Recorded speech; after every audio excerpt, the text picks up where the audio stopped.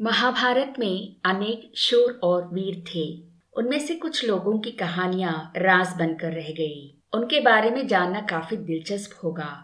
आइए जानते हैं एक ऐसे ही दिलचस्प कहानी महाभारत के सुपर रोबो के बारे में जो हॉलीवुड के टर्मिनेटर से कुछ कम नहीं। इस सुपर हीरो का नाम है बर्बरीक। इनकी कहानी से पता चलता कि महाभारत के समय ही आर्टिफिशियल इंटेलिजेंस का जिक्र था। गौर से देखें तो बर्बरीक एक रोबो जैसे दिखते हैं। वे कुरुक्षेत्र युद्ध को एक पल में अंत करने की क्षमता रखते हैं।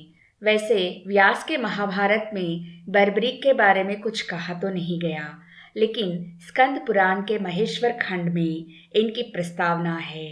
इसके अनुसार एक दिन पांडव सभा में बैठे हैं। श्री कृष्ण भी वहां विराजमान हैं। उस समय भीम के पुत्र घटोत्कच वहां आए। युधिष्ठिर उनको देखकर समझ गए कि उनकी शादी का वक्त आ गया।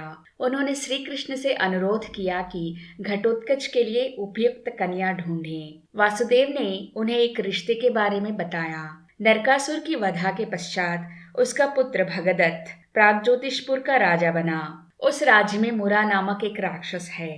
उसकी एक पुत्री है जिसका नाम है काम कटांग कटा। ये मौरवी अहिलावती के नामों से भी जानी जाती है। श्री कृष्ण ने कहा कि घटोत्कच के साथ उनकी जोड़ी अच्छी बनेगी। उन्होंने इसका कारण भी बताया। अहिलावती को शक्ति पीठों की देवियों में से एक कामाख्या देवी का अनुग्रह प्राप्त है। कामाख्या देवी ने अहिलावती को शक्तिशाली तलवार और ढाल प्रदान किया, इसलिए वो कभी हारती नहीं। और श्री कृष्ण के अनुसार इसी कारण वो घटोत्कच की अच्छी जोड़ी बनेगी। कुछ दिन बाद घटोत्कच और अहिलावती का विवाह इंद्रप्रस्थ में धूमधाम से हुआ। कुछ समय बाद अहिलावती ने एक पुत्र को जन्म दिया। वो दिखने में घटोत्कच जैसे ही है। शरीर का रंग सांवला है, सर घट जैसा है। घट का मतलब है मिट्टी का घड़ा। घट जैसा सर होने के कारण घटोत्कच उस नाम से जाने जाते हैं। पुत्र भी बिल्कुल पिता जैसे ही हैं। उनका नाम बर्बरीक रखा गया। वे बचपन से ही शूर हैं, पिता जैसे चतुर और साहसी हैं। एक बार घटोत्कच अपने पुत्र के साथ द्वारका आए। उन्होंने कृष्ण भगवान से प्रार्थना की कि बर्बरीक को अच्छी शिक्षा दिलवाए। श्री कृष्ण ने बर्बरीक से कहा कि वे महिसागर नामक एक जगह पर नव दुर्गा की उपासना करें। भगवान कृष्ण के आदेश का पालन करते हुए बर्बरीक नव दुर्गा के उपासक बने और घोर तपस्या करने लगे। जब पांडव वनवास में थे तब वे बर्बरीक के आश्रम पहुंचे, लेकिन उनको ये नहीं पता कि वो किसका आश्रम था। भीम ने पानी लेने एक तालाब में कदम रखा तो बर्बरीक ने तुरंत उनको टोका और कहा कि वो अभिषेक का जल है। बर्बरीक को ये नहीं पता कि जो सामने है वो अपने दादाजी हैं। इसलिए अपनी बात न मानने पर बर्बरीक ने भीम पर हाथ भी उठाया, लेकिन कुछ देर बाद असलियत जानकर बर्बरीक भीम के पैरों पर पड़े। अपने अपराध का प्रायश्चित करने उन्होंने समुद्र में प्रवेश किया। तब भगवान शिव और पार्वती प्रकट होकर बर्बरीक को बताया कि उनकी मृत्यु श्री कृष्ण के हाथों होगी। तभी माँ पार्वती ने उन्हें 3 दिव्य बाण वरदान में दिया। इनमें से पहला बाण लक्ष्य को पहचानता है, दूसरा उनमें से मित्र को अलग करता है और तीसरा एक पल में शेष लोगों का यानी कि शत्रु का नाश करता है। ये आधुनिक काल के मिसाइल टेक्नोलॉजी की याद दिलाता है। इन दिव्य बाणों को प्राप्त करके बर्बरीक सुपर हीरो बन गए। कुरुक्षेत्र युद्ध का समय आ गया। बर्बरीक इस युद्ध में लड़ना चाहते हैं। उन्होंने माँ को वचन दिया कि वे शक्तिहीन पक्ष की तरफ से लड़ेंगे।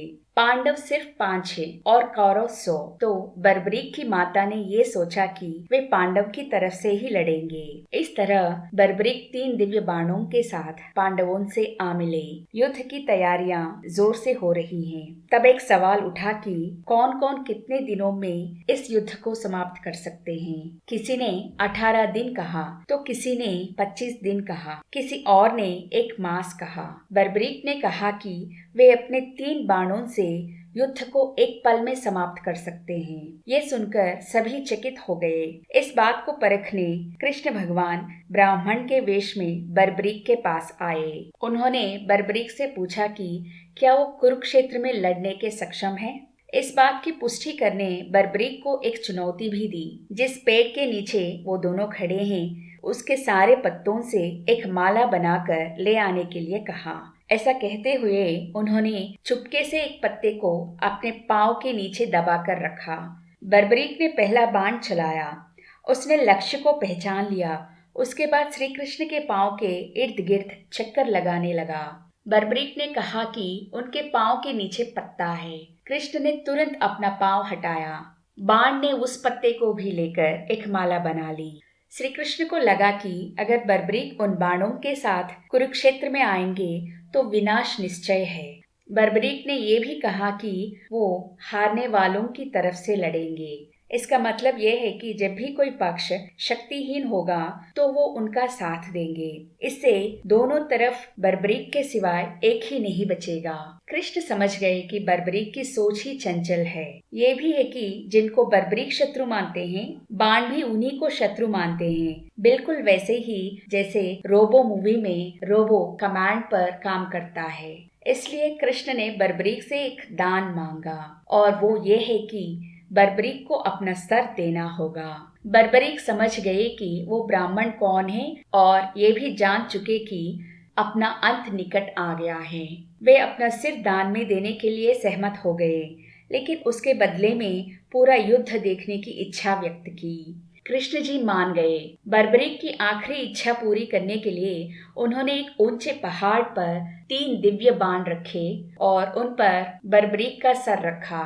बर्बरीक ने वहां से पूरा युद्ध देखा। युद्ध के बाद पांडव अपनी अपनी वीरताओं पर बहस करने लगे। तब जाकर युधिष्ठिर ने बर्बरीक से पूछा कि विजय का श्रेय किसको जाता है। तो बर्बरीक ने कहा कि सारा युद्ध शिव केशव के रूप में दिखाई दिया।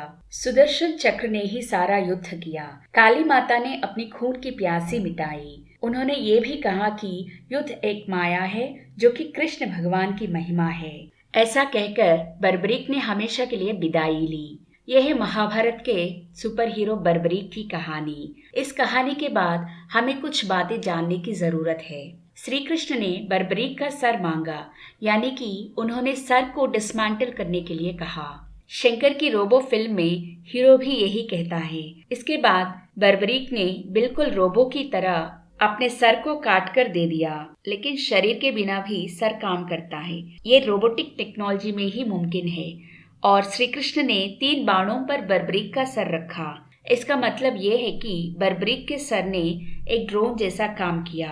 पहाड़ पर एक ही जगह रह के वे पूरा युद्ध देख नहीं सकते, तो हमें ये समझना चाहिए कि बर्बरीक एक ड्रोन बनकर युद्ध का जायजा लिया। जो अमानवीय होते हैं उन्हें बर्बरा कहते हैं। इसी शब्द से इंग्लिश का बार्बारिक शब्द निकला। बार्बरिक का मतलब है क्रूर, यानी जो अपनी मर्जी से कुछ भी कर सकता है। जो मनुष्य की भावना समझ नहीं पाता उसे बर्बरिक कह सकते हैं। इसी को साइंस की परिभाषा में रोबो कह सकते हैं। हमारे देश में बर्बरीक के कई मंदिर हैं। उनमें से महत्वपूर्ण है खाटू श्याम का मंदिर। ये मंदिर राजस्थान के सीकर जिले में है। लोगों का मानना है कि कुरुक्षेत्र के युद्ध के बाद बर्बरीक के सर को खाटू नामक इस जगह खनन किया गया। तब यहाँ पूरा रेगिस्तान था। कलयुग के आरंभ में यहाँ कई गांव उभर आए। एक दिन गायों के चरवाहे को कुछ अजीब सा दिखाई दिया। वहाँ खुदाई करने से एक अजीब सी खोपड़ी मिली। स्थानीय लोगों का कहना है कि ये खोपड़ी किसी अजीब चीज से बनी है। उसके बाद उस खोपड़ी को बर्बरीक का सर मानकर उसकी पूजा करने लगे। कहते हैं कि वो खोपड़ी आज भी बर्बरीक के विग्रह में है और खोपड़ी निकालने के लिए खोदी गई गड्ढा आज श्यामकुंड के नाम से प्रसिद्ध है। तो यह है बर्बरीक की कहानी। क्या महाभारत में आर्टिफिशियल इंटेलिजेंस का जिक्र है? क्या बर्बरीक सचमुच रोबो हैं? ऐसे कई रहस्यमय प्रश्न उठाती है उनकी कहानी।